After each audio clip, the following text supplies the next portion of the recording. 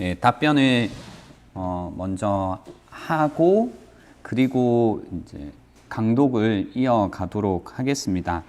또 시간적인 문제도 있고 또 모두에게 도움이 될 만한 질문이겠다 싶은 것들 위주로 해서 답변을 한번 드려보겠습니다.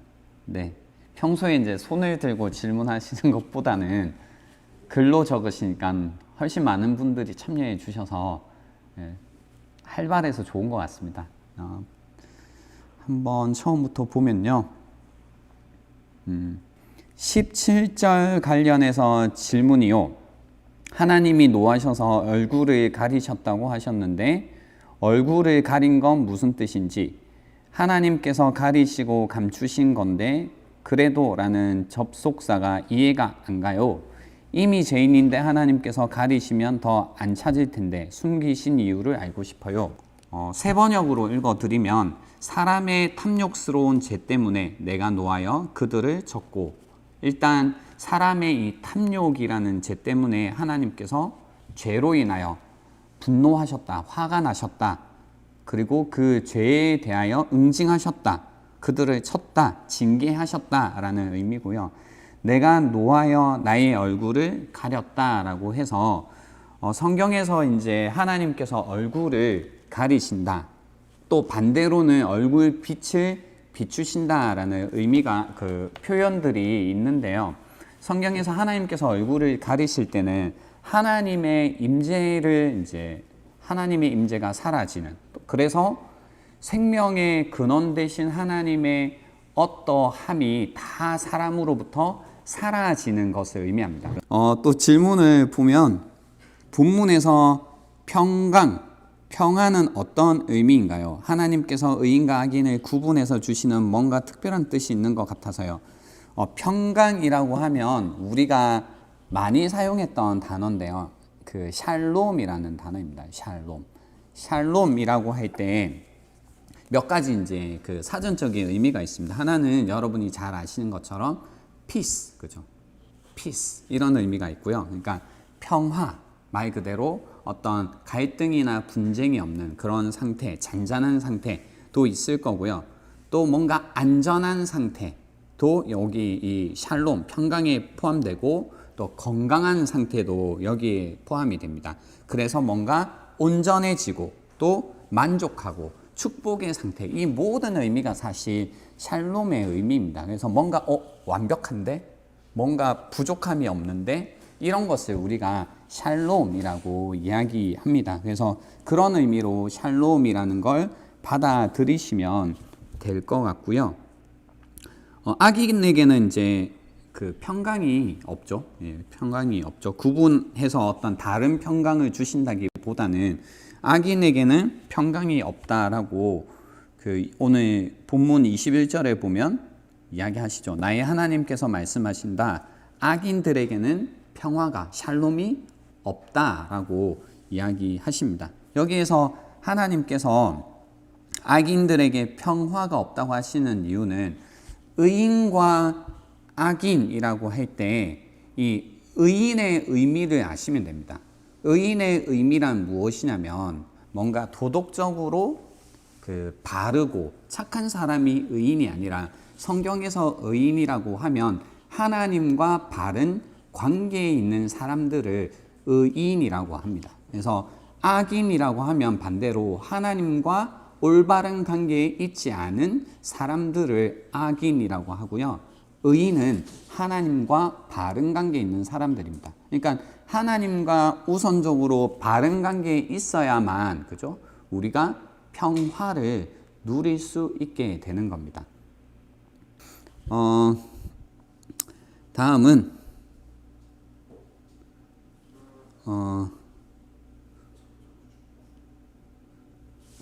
9절에 나오는 몰렉은 그 신의 이름 중에 하나입니다. 몰렉이라는 신이 있었는데, 몰렉이라고 하면 이제 여러분이 무엇을 생각하시면 되냐면, 몰렉 신을 섬긴다라고 하면 자식을 바치는 거예요. 이렇게. 예, 자식을 바치는 그 제사 행위를 했다라고 하면 이 몰렉이라고 여러분이 생각하시면 됩니다. 그리고 또 간단하게 이야기해 보면 악인들에게 평강이 없다. 한 번도 평강이라는 걸 느껴본 적이 없는 것 같은데 제가 평강이 어떤 건지 몰라서일까요? 평강이 무엇인가요? 저는 악인인가요? 예, 이제 질문을 하시다가 지금 현재 내가 평강이 없다고 느끼시면, 그죠? 평화, 샬롬을 느끼지 못하고 계시면, 난 평강을 한 번도 느껴본 적이 없는 것처럼 생각하시게 되고, 그러다 보면 뭐예요? 나는 악인이구나, 뭐 이렇게 생각을 하시는데, 그래서 항상 우리는 지금 현재 상태로만 나의 믿음을 이렇게 가늠하게 되면 어떨 땐 또 위험할 때도 있어요. 지금 현재 나의 그 상태가 중요하긴 한데 그것만으로 나의 모든 것들을 판단하기는 좀 무리가 있을 때가 있습니다. 그래서 이럴 때는 내가 무엇을 믿고 있는지, 그리고 내가 그 믿음을 통해서 가졌던 좋은 어떤 기억들을 다시 한번 해보시는 것이 필요하죠. 그러면 평강을 누린 적이 없다가 아니라 지금 내가 하나님과 관계 속에서 평강을 누리지 못하구나. 그러면 어떻게 이 마음을 다시 회복할 수 있을까? 그쪽으로 이제 가시는 게 낫습니다. 내가 악인이구나. 뭐 악인일 수 있죠. 아까 말씀드린 하나님과 올바른 관계가 지금 맺고 있지 않는 상태라면 악인 같은 상태에 있을 수 있죠. 그러려면 어떻게 해요? 다시 바른 관계로 돌아서면 되겠죠. 바른 관계로 돌아서기 위해서는 그죠? 예수 그리스도를 통해서 우리는 언제든지 지금이라도 하나님과 바른 관계에 돌아설 수 있다라는 겁니다. 그래서 요걸 늘 기억을 해주시면 좋겠고요. 와우.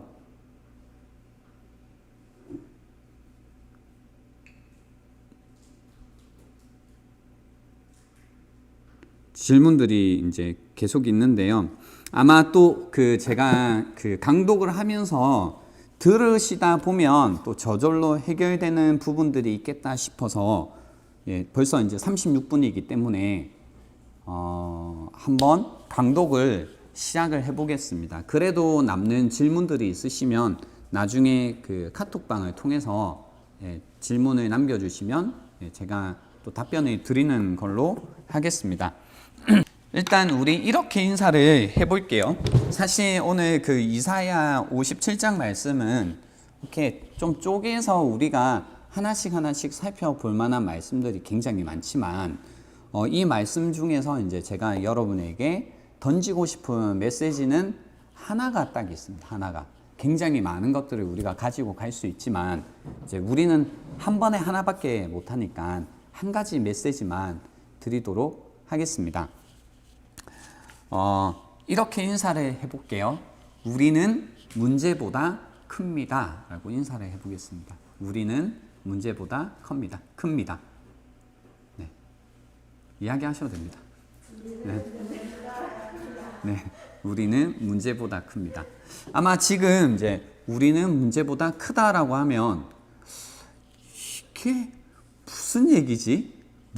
내가 문제보다 크다라는 게 내가 더 큰 문제라는 뜻인가? 이렇게 생각하실 텐데 그런 의미는 아니에요. 그런 의미는 아니고 일단 기억을 해 두십시오. 우리는 문제보다 크다라는 걸 기억하고 오늘 한번 말씀을 보겠습니다. 오늘 저는 새 번역으로 말씀을 볼게요. 1절에 보시면 좀 알쏭달쏭한 말씀이 있죠. 뭐냐면 의인이 망해도 그것을 마음에 두는 자가 없다. 그죠? 의인이 망해도 그것을 마음에 두는 자가 없다. 경건한 사람이 이 세상을 떠나도 그 뜻을 깨닫는 자가 없다. 뭔가 알듯한데 모르겠다 싶은 묘한 1절입니다. 그래서 의인이 뭐예요? 망해도 그것을 마음에 두는 자가 없다라고 하는 거죠. 근데 여러분 여기서 좀 이상하지 않나요? 의인은 하나님과 바른 관계에 있는 사람들이라고 했잖아요. 그러면 하나님과 바른 관계에 있는 사람이 망해요. 그죠? 신기하지 않나요? 하나님과 바른 관계에 있으면 망해야 되나요? 안 망해야 되나요? 안 망해야 되죠. 근데 망한대요. 의인이 망해도 그것을 마음에 두는 자가 없대요. 그러니까 뭔가 여기서 이미 더 나가지지 않는 거죠. 의인이 망해. 여기에서 망한다라는 건 말 그대로 진짜 망하는 거예요. 그래서 죽음이라는 의미를 갖고 있어요. 그러니까 망했다라고 할 때 진짜 망한 거 뭐냐면 죽음이죠. 죽음. 그러니까 탈탈 완전히 털린 겁니다. 그게 죽음이라는 거죠. 그러니까 우리가 삶 속에서 겪는 모든 비극들이 있죠. 그 모든 비극의 끝에는 다 무엇이 있냐면 죽음이 있는 거죠. 육체적으로 우리가 가장 큰 비극이 뭐예요? 뭐 여러 가지가 있겠지만 그 육체적인 비극의 끝에는 육체적인 죽음이 있죠. 우리가 경제적인 어려움을 겪고 있어요. 근데 그 경제적인 어려움의 끝은 뭐예요? 경제적인 죽음이에요. 아예 그죠? 완전 마이너스가 되는 거죠. 근데 의인이 망한대요. 근데 의인이 망해도 그것을 마음에 두는 사람이 없대요. 여기에서 마음에 둔다는 건 뭐냐면 깨달았다는 거예요. 지금 의인이 망했다. 근데 의인이 망하는 걸 보고 의인이 죽음을 맞이하는 걸 보고 무언가를 깨달은 거예요. 그러니까 의인이 어디로 갔냐면 하나님과 바른 관계에 있는 삶이 어디로 갔냐면 우리가 예상하는 것과 다르게 죽음이라는 곳으로 이 망하는 자리로 갔어요. 근데 그것을 보고 무언가를 우리가 깨달아야 된다는 거잖아요. 근데 깨닫는 사람이 없다라고 하는 거죠. 뒤에 말씀도 동일한 말씀입니다. 경건한 사람이 이 세상을 떠나도, 그죠? 거두어감을 당해도 그 뜻을 깨닫는 자가 없다. 그러니까 경건한 사람은 뭐예요? 하나님을 사랑하고 이웃을 사랑하는 사람을 경건한 사람이라고 하잖아요. 근데 하나님을 사랑하고 이웃을 사랑해. 그러니까 대계명을 지키는 사람들이죠. 이 경건한 사람들이 세상을 떠나요. 여기에서 세상을 떠난다라는 것도 뭔가 인생이 끝나는 거잖아요. 근데 그 뜻을 깨닫는 자가 없대요. 그러니까 여기에서 우리에게 도전하는 건 뭐냐면 무언가 우리가 의인이 망하는 걸 보고 그리고 경건한 사람이 이 세상을 떠나는 걸 보고 우리가 깨닫는 게 있어야 된다는 겁니다. 의인이 망한다. 정말 이상한 말이죠. 경건한 사람이 이 세상을 떠난다. 정말 이상한 거죠. 근데 아무도 보세요. 이것을 마음에 두는 자가 없고 마음에서 이거 정말로 안 거예요. 깨달은 거예요. 그리고 그것을 깨달은 사람이 없다는 거죠. 질문.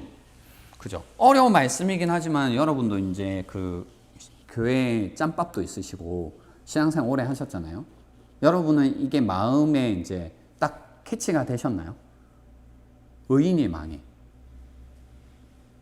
무슨 의미인지 알겠어요? 경건한 사람이 데려가면 당한대. 무슨 의미인지 알겠어요? 뭐 그 정도는 알 수 있겠죠. 뭐 의인도 망할 수 있지. 그죠? 경건한 사람도 뭐 사람인데 죽는 거 아니야? 이 정도는 알겠죠. 근데 뭐 그런 의미일까요? 그걸 모를 수 있을까요? 그런 뜻이 아니겠죠. 그러면 무슨 말일까? 의인이 망해도 그것을 마음에 두는 자가 없고 경건한 사람이 이 세상을 떠나도 그 뜻을 깨닫는 자가 없다.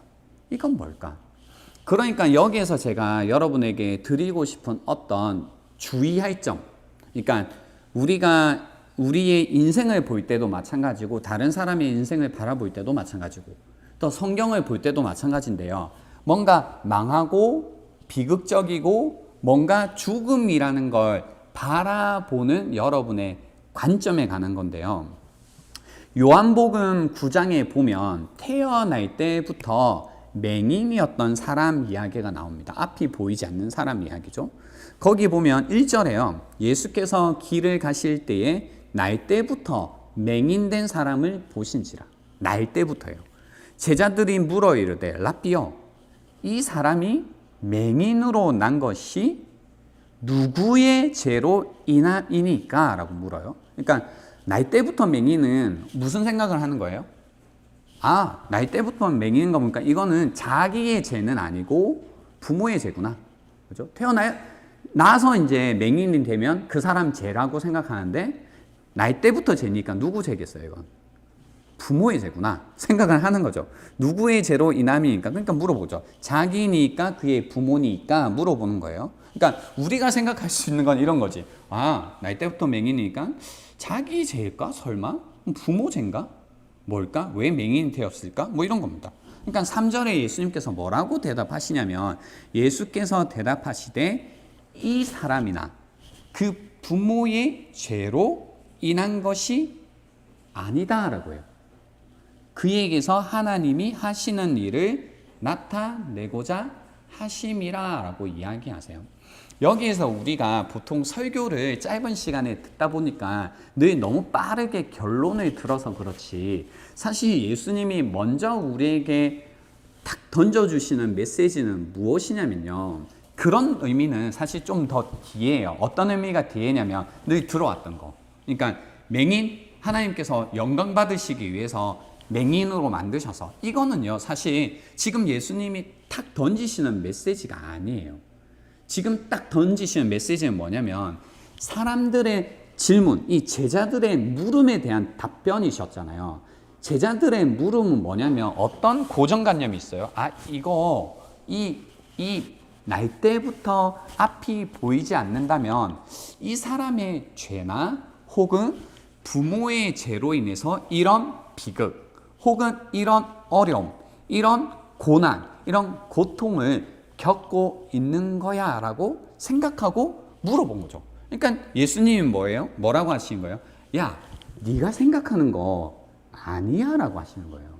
그러니까 우리가 고난과 고통 그리고 심지어 죽음에 관해서 생각할 때요, 주님이 항상 우리에게 던지시는 메시지는 야, 네가 생각하는 고난, 고통에 관한 생각을 일단 버리라라는 얘기를 하시는 거예요. 네가 생각하는 거와 다르다라는 얘기를 하세요. 네가 생각하는 것과 다른 이유가 여기 있다. 하나님께서는 하나님의 관점이 있다.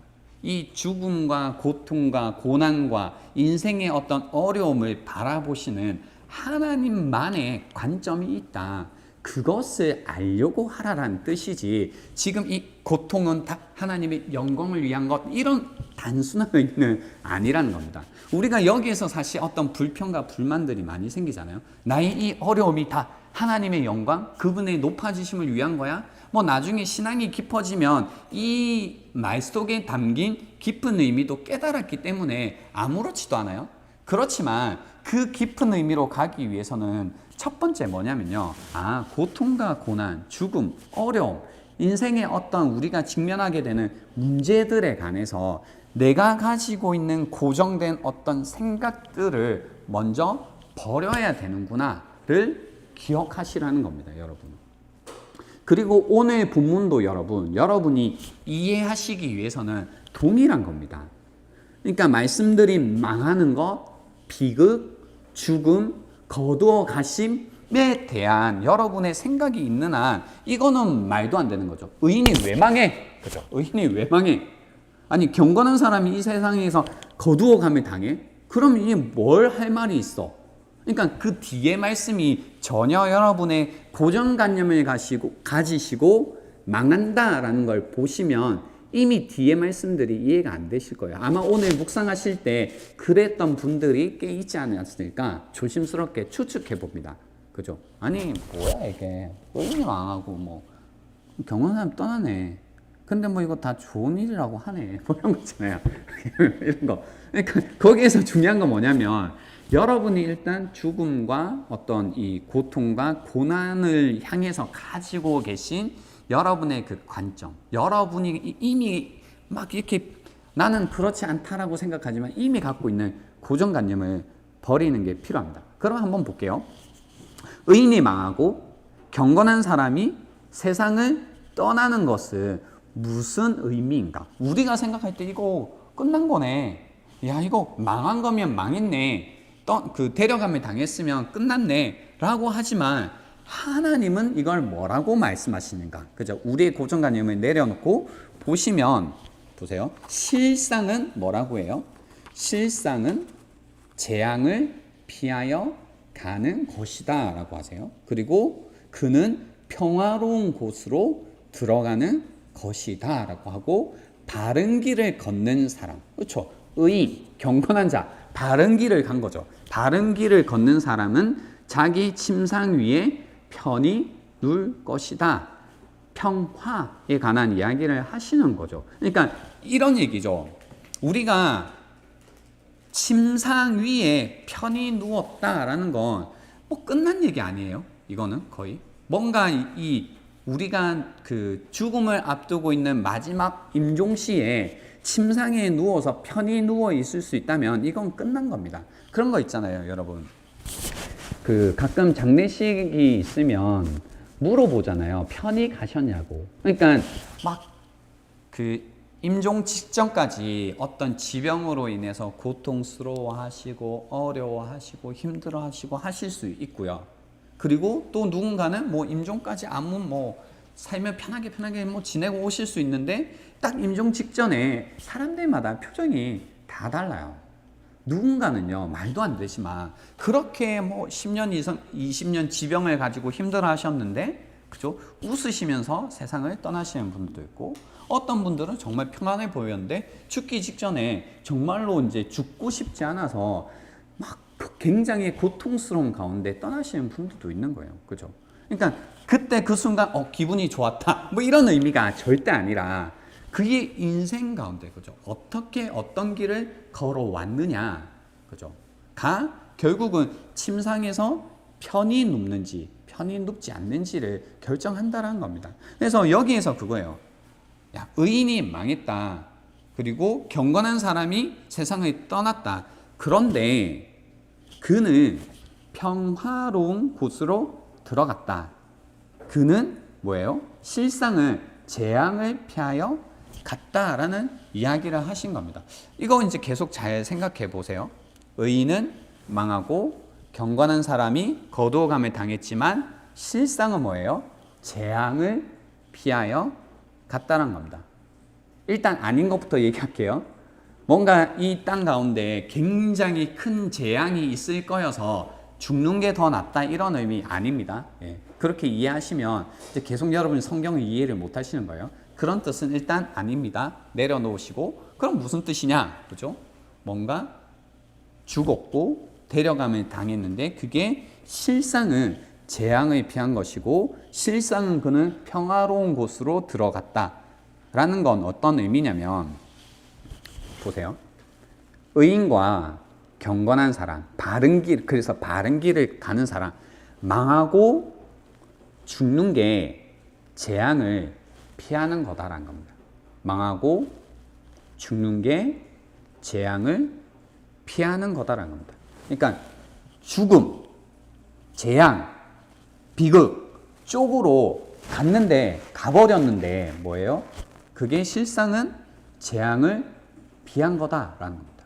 죽음을 향하여 그냥 갔는데, 죽음으로 들어갔는데 실상은 죽음을 피한 거다라는 이야기라는 겁니다. 누가요? 의인, 경건한 자, 바른 길을 간 사람들이 그 길 가운데 끝에 뭐가 있었던 거죠?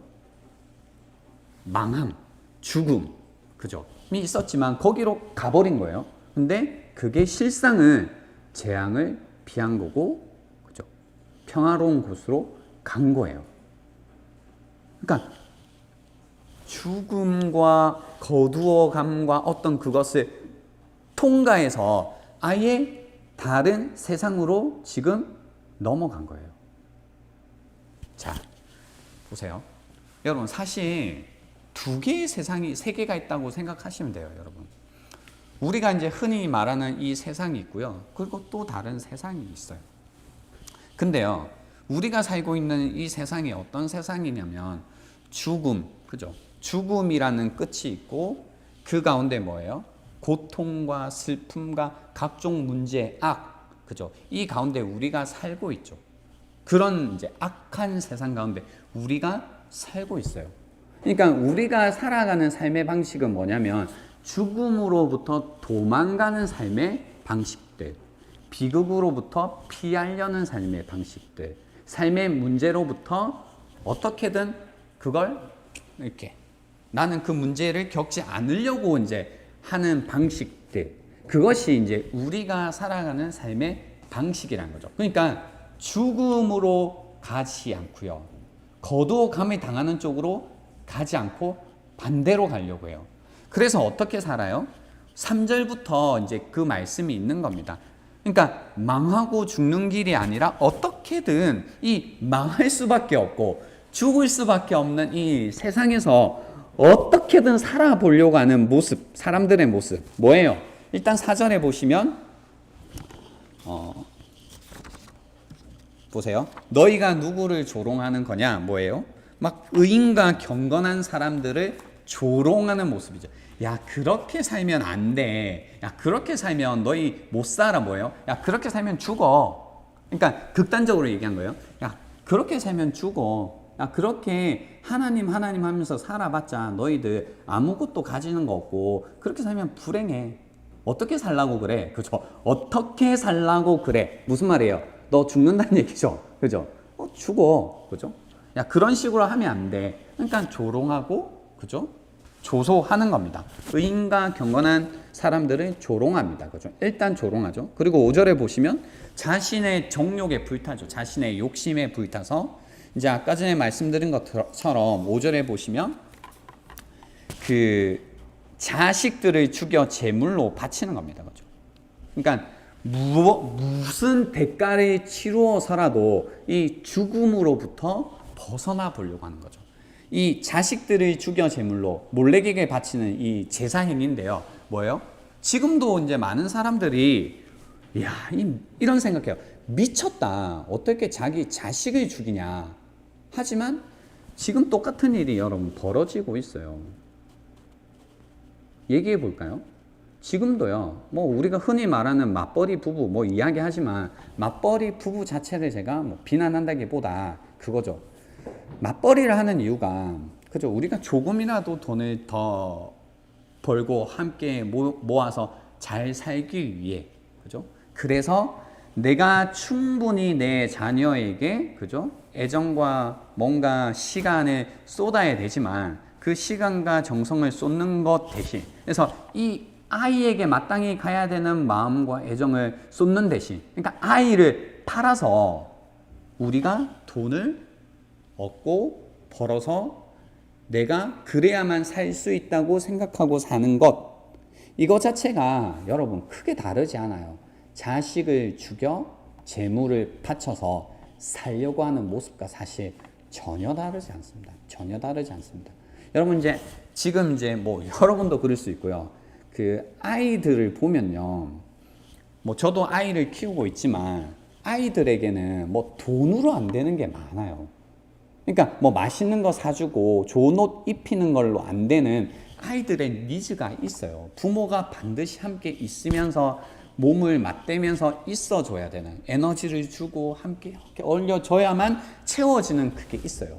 근데 그게 돈으로 된다고 생각하죠. 아니야, 내 자식은 남들과 다르게 조금이라도 좋은 옷을 입혀야 되고 좋은 유치원에 보내야 되고 좋은 학교에 보내야지 내가 부모로서 잘하는 걸 거야. 그건 네 생각이고 그죠? 네 생각이고 자녀는 자녀의 필요가 있다고요. 근데 우리는 뭐예요?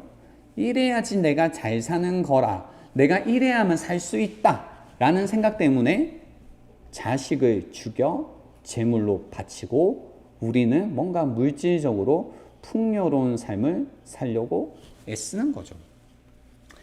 크게 다르지 않아요, 여러분.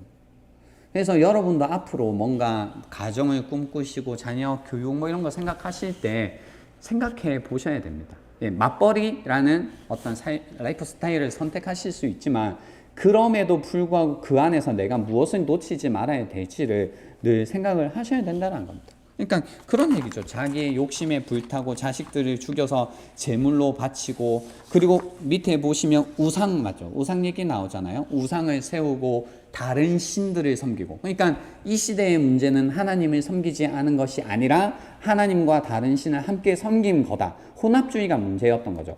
똑같은 문제. 여러분이 하나님을 믿지 않는 것이 아니라 하나님과 다른 신을 함께 섬기고 있는 것 그것이 문제라는 거죠. 그리고 다른 나라를 섬기는 거죠. 그죠? 다른 나라 우리나라를 도와줄 수 있을 것 같은 나라에게 의지하려고 하는 것들 그죠? 똑같죠? 뭔가 힘 있고 능력 있고 나를 끌어줄 수 있을 것 같은 사람이나 회사에 나의 모든 정력을 갖다 바치는 것.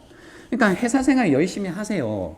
근데 그 회사가 여러분을 살릴 것이라고 믿기 때문에 하나님보다 더 거기에 여러분의 힘과 에너지와 정성을 쏟고 있다면 오늘 여기에 나오는 본문과 크게 다르지 않다라는 겁니다.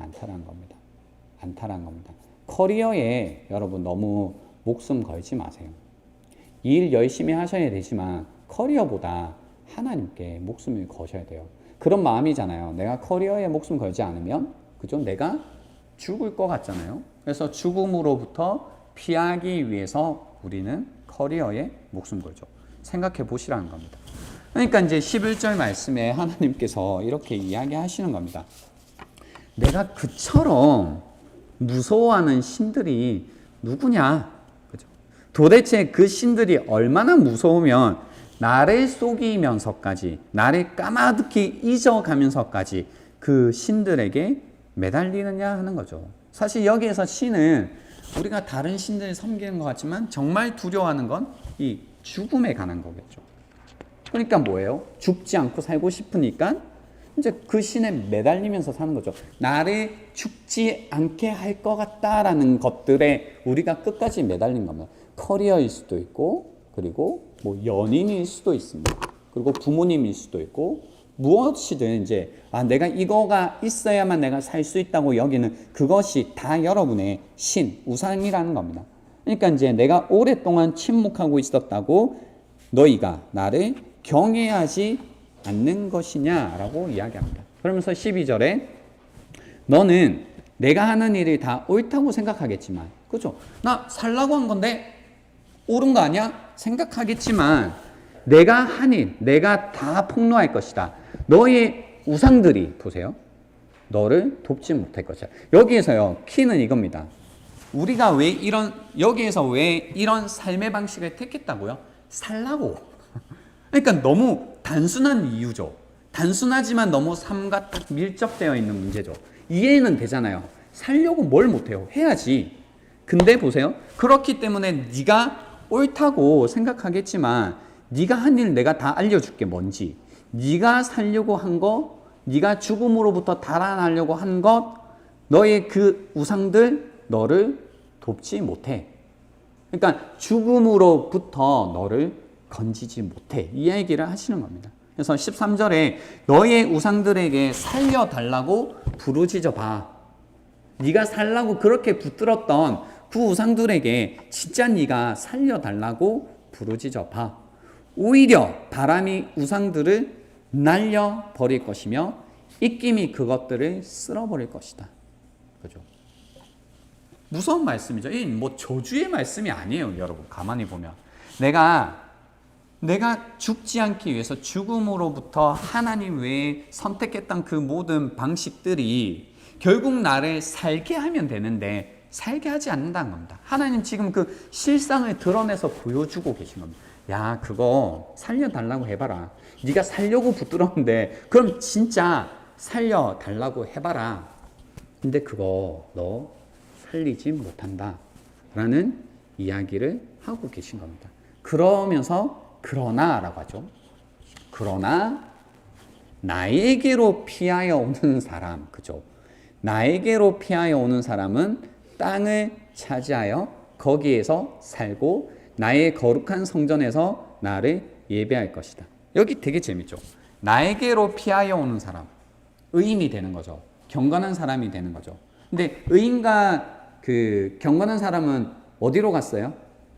죽음으로부터 피해간 게 죽음으로 가버렸죠. 그죠? 그냥 망하는 걸로 가버렸죠. 근데 그 사람들은 땅을 차지하여 거기에서 살고 나의 거룩한 성전에서 나를 예배할 것이다. 14절 보세요. 내가 말한다. 땅을 도둑고 도둑어서 길을 내어라. 나의 백성이 걷는 길에 거치는 것이 없게 하여라 라고 이야기를 하시는 겁니다. 그러면서 이제 중요한 말씀이 15절에 나오는데요. 15절 개역 개정입니다.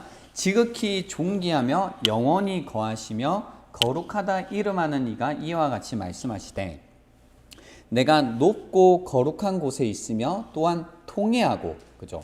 마음이 겸손한 자와 함께 있나니 이는 겸손한 자의 영을 소생시키며 통회하는 자의 마음을 소생시키려 함이라라고 하세요. 여기서 이제 아까 질문이 있긴 했었는데요. 통회라고 하면 그 개역 개정에서는 그 겸손한 사람, 그죠? 겸손한 사람이라고 했는데 통회한다라는 건 뭐냐면 우리가 이렇게 깨어지는 거예요. 그러니까 왜 깨어지냐면 직면했기 때문에 깨어지는 거예요. 그러니까 통회한다라는 건 뭐냐면 나의 죄, 나의 연약함, 나의 악함과 부딪힌 사람이에요. 통회하는 사람. 그러니까 우리가 회개한다고 하지만 자신의 죄와 부딪히지 않는 사람은 절대 통회하지 않아요. 절대 통회하지 않아요. 그러니까 우리가 그런 거 있잖아요. 아, 나의 이런 모습을 보고 싶지 않아 라는 그거와 내가 충돌한 사람만 통회해요. 그러니까 내가 정말로 악하구나. 내가 정말로 죄인이구나. 내가 정말로 살 수 없는 존재이구나. 나 정말로 최악의 인간이구나. 그러니까 자신의 문제와 부딪힌 사람들. 그래서 통회한 사람들만 사실은 뭐예요? 회개할 수 있다는 겁니다. 그죠? 그러니까 사실은 우리 안에 우리의 죄로 인하여서 깨어진 사람인 겁니다.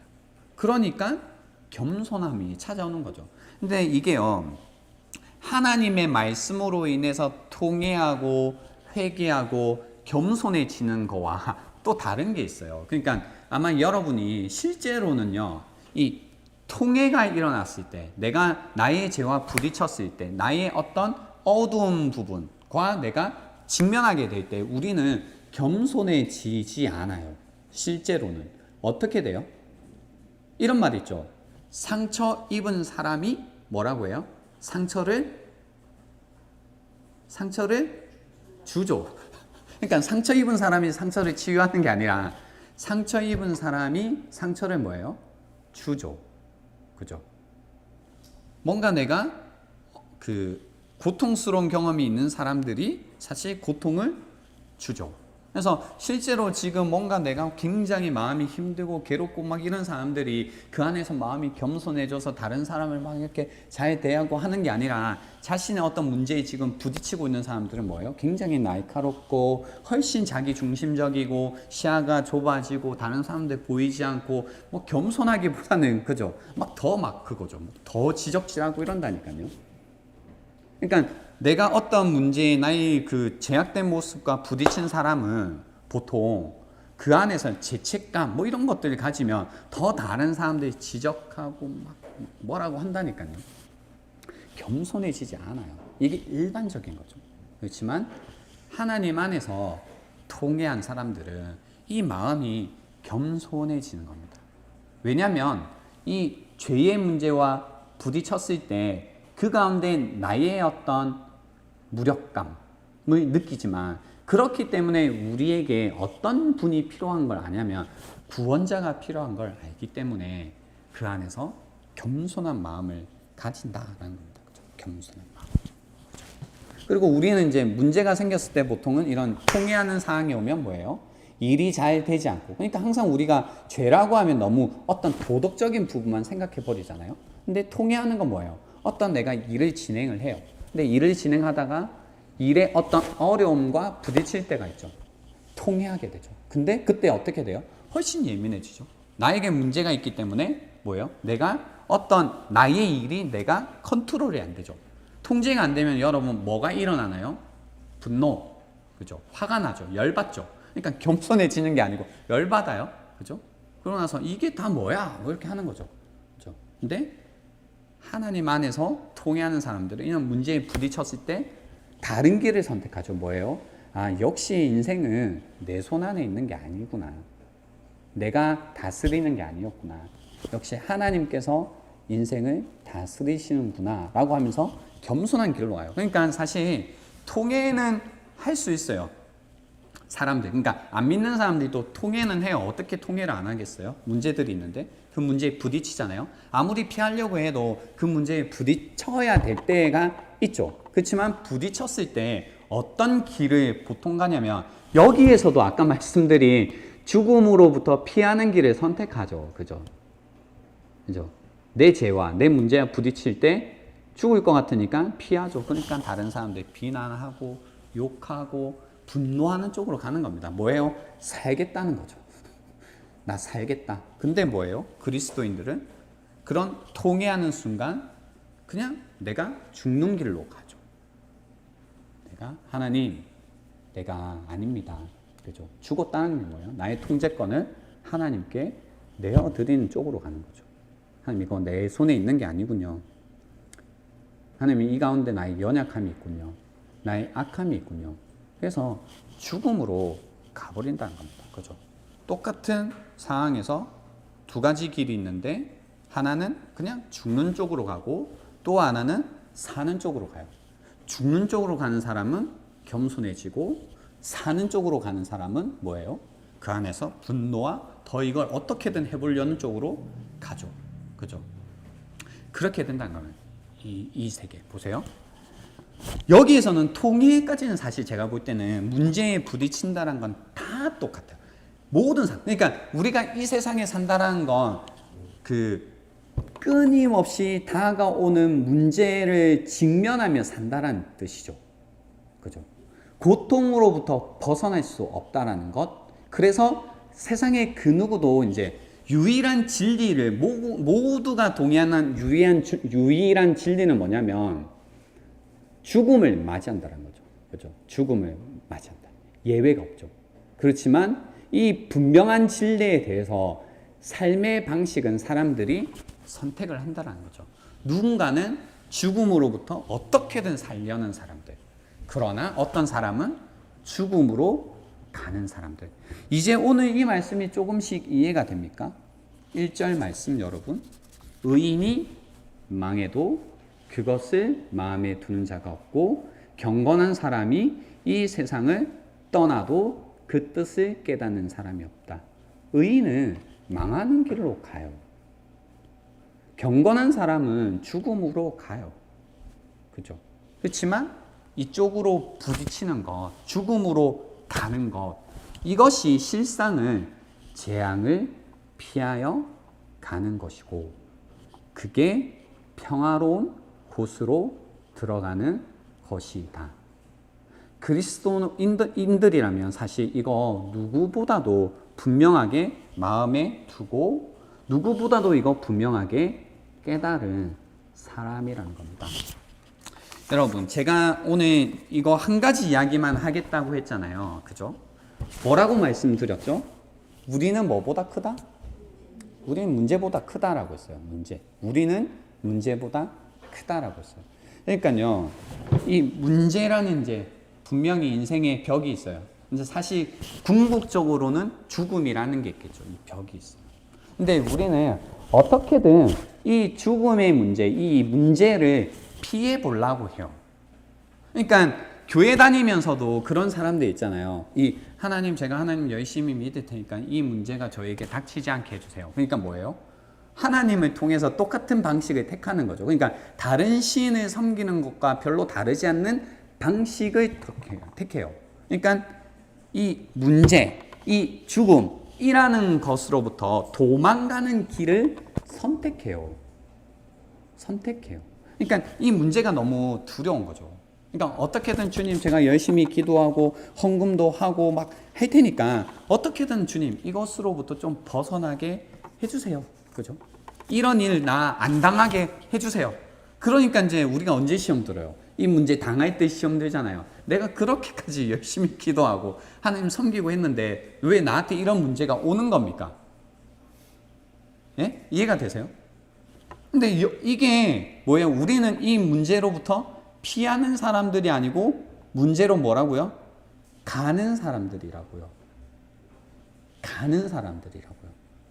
그러니까 하나님께서 우리에게 주시는 길이라는 건 뭐냐면 이 죽음으로부터 피해가는 길, 이거 이제 너의 문제가 없는 길, 뭐 이걸 내가 인도해 줄게 이게 아니라 문제로 가게 하는 길이라고요. 여러분 어떤 길을 가고 계신가요? 그러니까 세상하고 똑같이요. 이 문제로부터 그냥 나는 도망가고 피하는 길로 선택하고 사시면 그거 있죠. 20절 말씀처럼 악인들은 요동하는 바다와 같아서 고요히 쉬지 못하니 성난 바다는 진흙과 더러운 것을 솟아 올릴 뿐이다. 그러니까 이 내면에요. 이 성난 바다처럼 항상 무언가 이 더러운 것이 계속 올라오는 거죠. 아까 누군가가 평안이 없다고 하셨는데 없죠. 그러니까 왜요? 유일한 길이 여기에요. 이 죽음이라는 곳으로 가는 게 이 마음이 끊임없이 솟구쳐 오르는 이 문제로부터 피하는 유일한 길이지만 우리는 이 문제 때문에 뭐예요? 계속 이 세계, 그죠? 이 세계에 머물러 있는 거죠. 그러니까 죽음과 고통이 있는 이 세계에 계속 머물러 있다 보니까 뭐예요? 이 고요히 쉬지 못하고 마음속에 이 성난바다와 같은 이 마음이 진흙과 더러운 것을 끊임없이 솟구쳐내는 이 세상에서 살아가게 된다라는 겁니다, 여러분. 여러분 재밌는 게 뭐냐면요. 지금 저희가 공부하고 있는 이사야 이 59장 말씀이 이 이사야서 안에 있잖아요. 근데 이사야서가 되게 특이한 배경을 갖고 있는 게 세 가지 시대가 나와요. 1장부터 39장까지는요. 그 주전 740년부터 700년까지. 그러니까 이사야가 막 이렇게 있던 시대예요. 근데 이 시대는 어떤 시대냐면 아수르와 조금 이제 뭔가 평화롭지만 뭔가 좀 갈등이 있는 아수르가 막 하던 시대고요. 그 40장부터 55장까지는 이 아수르 막 이렇게 하다가 결국은 바벨론 포로가 되는 시대. 그리고 56장부터 66장까지는 바벨론 포로로 있는 시대가 아니라 다시 돌아온 거예요. 그러니까 요거 간단하게 풀면 그 굉장히 막 죄 가운데 하나님을 반역하고 막 이렇게 하다가 이 사람들이 이제 하나님께서 이스라엘을 치시고 나라를 그냥 무너뜨리시잖아요. 그 다음에 40장부터 55장까지 바벨론 포로 시대에서 이제 하나님께서 어떤 희망의 메시지, 회복의 메시지 이런 것들을 주셨다고요. 근데 오늘 우리 본문은 뭐라고요? 어디 바벨론 포로로부터 뭐예요? 57장은 돌아와 있다고요. 돌아와서 듣는 말씀이라고요. 그러니까 무슨 얘기냐면요. 이거예요. 우리 그리스도인들 보세요. 우리는 어디에 있냐면 이 시대를 사실 우리에게 적용하면 하나님을 전혀 몰라서 이제 막 있던 시대도 지나고 바벨론 포로로 있던 우리가 예수 그리스도로 말미암아 뭐예요? 구원을 받죠. 그죠? 그래서 우리는 포로로부터 풀려나 자유인이 되었죠. 그러니까 딱 우리가 어떤 시대로 이제 그 유사하냐면 이 56장부터 66장까지 바벨론 포로 기한 이후의 유다의 상황과 우리가 비슷해요. 그리스도인이라면 죄로부터 우리 자유함을 얻었나요? 얻지 못했나요? 얻었다고 믿잖아요. 그죠? 그러니까 딱 포로로부터 죄의 어떤 포로된 상태로부터 벗어나 있는 상태라고 하는데 근데 여전히 우리는 뭐예요? 이 문제, 이 죽음, 뭔가 우리를 끊임없이 괴롭히는 어떤 죄와 이 고통과 이 문제 가운데서 살고 있는 것 같은 거죠. 근데 제가 아까 말씀드린 두 세계가 있다고. 이 세계와 다른 세계가 있는데 여기가 이제 뭐 쉽게 말하는 하나님 나라라면 여러분이 예수를 믿고 나서도 예수님을 따라가는 길로 가지 않으면 그러니까 죽음으로 가는 길로 가지 않으면 이 고통의 길로 가지 않으면 쉽게 말해서 이 문제로 가버리지 않으면 끊임없이 어쩔 수 없이 여러분이 이 사람들처럼 이 문제 가운데 우리가 의인이 말해도 그것을 마음에 두는 자가 없고 경건한 사람이 이 세상을 떠나도 그 뜻을 깨닫는 사람이 없는 것처럼 계속 이 세상 가운데서 어떻게든 살아보려고 하면서 살아요. 그러니까 마음속에 그리스도인이지만 평안이 없고 고요히 쉬지 못하고 이 진흙과 더러운 것 가운데 막 고통스러우면서 산다고요. 어떻게 해야 돼요, 여러분? 죽음으로 가라고요. 우리가 늘 들어왔던 그 십자가의 길로 가라고요. 의인이 망해야 된다고요. 망하는 길로 가는 거라. 의인이라면 망하는 길로 가는 거예요. 경건한 사람이라면 죽음의 길로 가는 거예요. 사람들이 볼 때는 그게 죽는 것 같지만 성경은 실상은 재앙을 피하여 가는 거래요. 제가 말씀드렸잖아요. 우리는 문제보다 크다고요. 우리는 문제보다 커요. 그러니까 문제를 피하려고 사는 방식을 택하지 마시고 문제와 이제 부딪히시라고요. 문제와 안 부딪혀봤죠, 한 번도. 한 번도 주님의 길로 안 가봤죠. 십자가의 길을 선택 안 해보셨죠. 여러분, 십자가의 길 선택하고 부딪혀 보시면 아는 거예요. 내가 문제보다 크다란 걸 그때 알아요. 부딪히자면 지금 되게 큰 문제인 것 같고 이거 안 될 것 같고 이거 굉장히 우리를 괴롭히는 문제인 것 같지만 죽음이 너무너무 두려운 문제인 것 같지만 믿음을 가지고 부딪혀 보시면 그것보다 우리가 더 크다라는 걸 알 거예요. 여러분, 우리의 문제는요, 여전히 아직도 의인이 망해도 그것이 실상은 뭐예요? 재앙을 피하여 가는 거다라는 걸 아직도 깨닫지 못하는 거예요. 그러니까 계속 피하죠. 도망가죠. 여러분, 한 해 동안 생각해 보세요. 이 문제 정말 여러분이 부딪혀 보셨어요?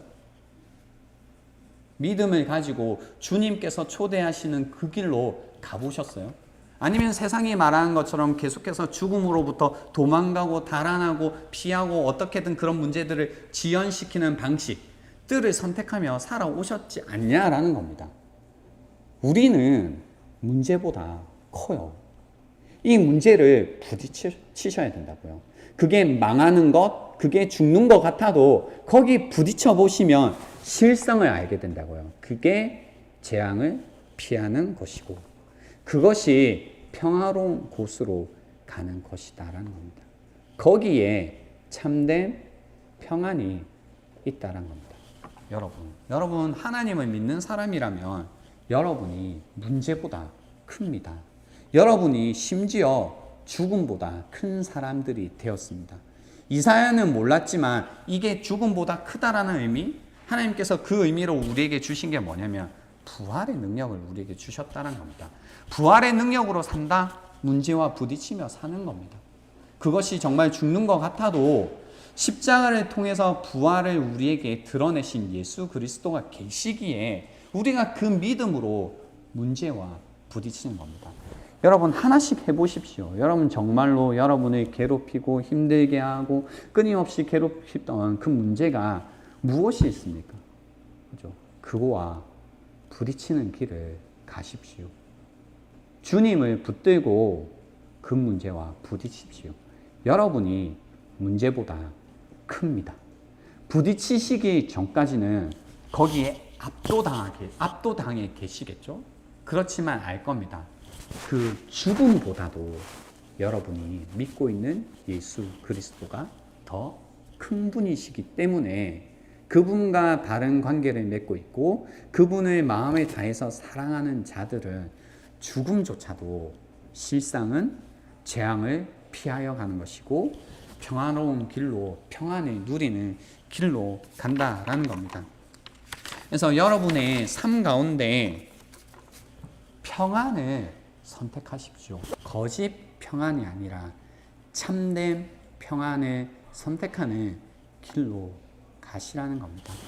오늘 이 이사야 57장 말씀을 통해서 그래서 우리는 마음에 두고 깨달을 수 있으면 좋겠습니다. 의인이 망해도 그것을 마음에 두는 자가 없지만 우리는 이걸 마음으로 이제 안 겁니다. 경건한 사람이 이 세상을 떠나도 그 뜻을 깨닫는 자가 없었지만 우리는 이제 그 뜻을 깨달은 겁니다. 그래서 의인이 세상을 떠나는 것, 죽음과 부딪히는 것, 죽음의 길로 가는 것, 십자가의 길로 가는 것은 실상은 재앙을 피하여 가는 유일한 길이라는 걸 이제 알았다라는 겁니다. 왜냐하면 하나님께서 우리를 보세요. 우리를 고치신다라고 말씀하셨기 때문입니다. 19절에 보십시오. 18절부터 제가 읽어 드릴게요. 사람의 소행이 어떠한지 내가 보아서 다 알고 있다. 그렇다라는 거죠. 너희의 길이라는 건 그런 길뿐이다. 그러나 나는 그들을 고쳐주겠다. 그들을 인도하여 주며 도와주겠다. 슬퍼하는 사람들을 위로하여 주겠다. 이제 내가 말로 평화를 창조한다. 새로운 세계를 만드신다는 거죠. 먼 곳에 있는 사람과 가까운 곳에 있는 사람에게 평화가 있어라. 주님께서 약속하신다. 내가 너를 고쳐주마.